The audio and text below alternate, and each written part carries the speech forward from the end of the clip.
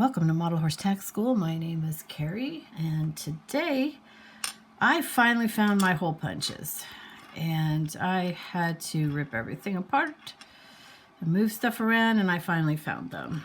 So that means I can make some metal decorations, and in this case I need some for the barrel race saddle in pink, and I have some that I made before in this little thing here, but I need to show you how I would make these. Now the hole punch sets that I have, these are it's from a 0 down to a size 5, and I cut these out and kept them so I can get an idea of what the sizes are. And then I have a size 00, and that came separately, so that's why it's not, don't see it there. So you've got size 0 all the way up to size 5. I wouldn't go more than these. I would do the sizes for this. I would do a 0, a 1, or a 2 at the most, but my favorite is to use the 00, the 0, and the 1. And these then screw in to these little handles, and then get that out of the way there. And then you have to pick, you know, what you're going to use. Now I'm using this brass foil. This piece has some tape on it, so I wouldn't really use it for much else. And flatten it out. Don't use the rough part to flatten it. And then this is my 00. I could push it, because this foil isn't all that strong, or let me get my hammer. So this is my tooling hammer, and I just, now this is a board it's a poundo board. This is a small one. You could probably use these loofah mats. They probably, I think they're called loofah, but anyways, you could probably use the cutting mat. It's the same thing. I just don't like the impression it leaves on this mat, so I have this board, and if you look at it, I've used it a few times. It's got all the holes in it, so I would just go ahead and use this. And I usually do, let's see, about 5, and then they're all in here, so we need to get those out. And I would use, you could do a bunch of them, but they tend to get stuck. And then if they get stuck, they get, they deform. I don't like them when they deform.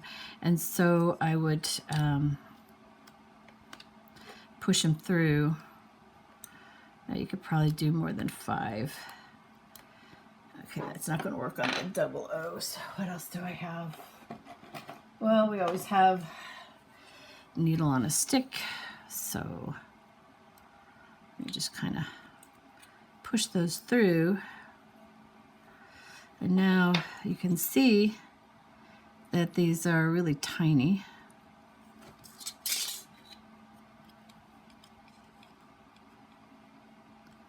Why not? Like that. And you see that one there's deformed, and sometimes they are.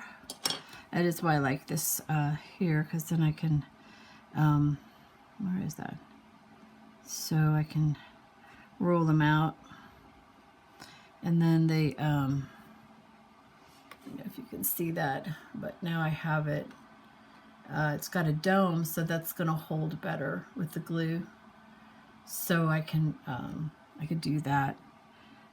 And so I mean, you can leave them flat because they do kind of come out flat. Here's another one right here. Let's see if I can get a close-up of both these types. So let's see. So this one here is how it came direct out of the punch, and then that I kind of like rolled it and gave it shape. See this one here too.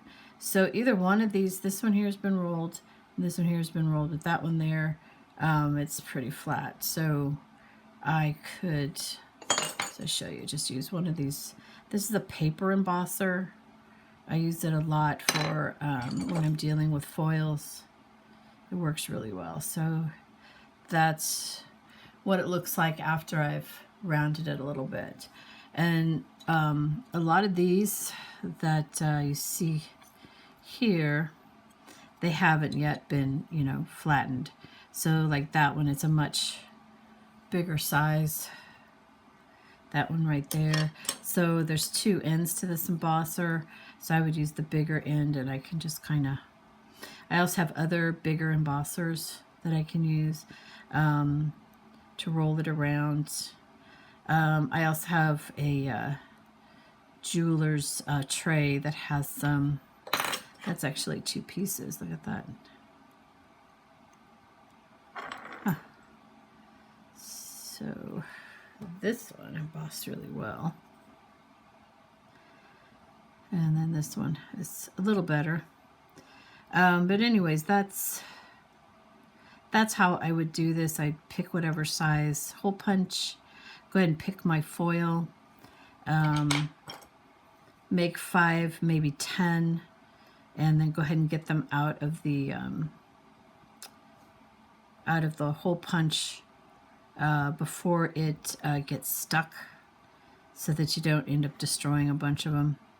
And then you can either keep them flat, you know, like this one here is flat, or you can round them.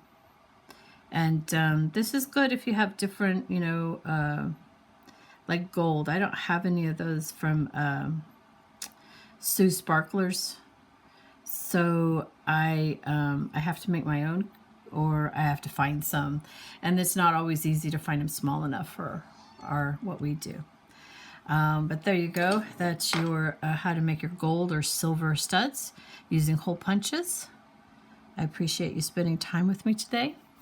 Like, subscribe, tell all your horsey friends about this channel, and have yourself a really good day. Bye-bye.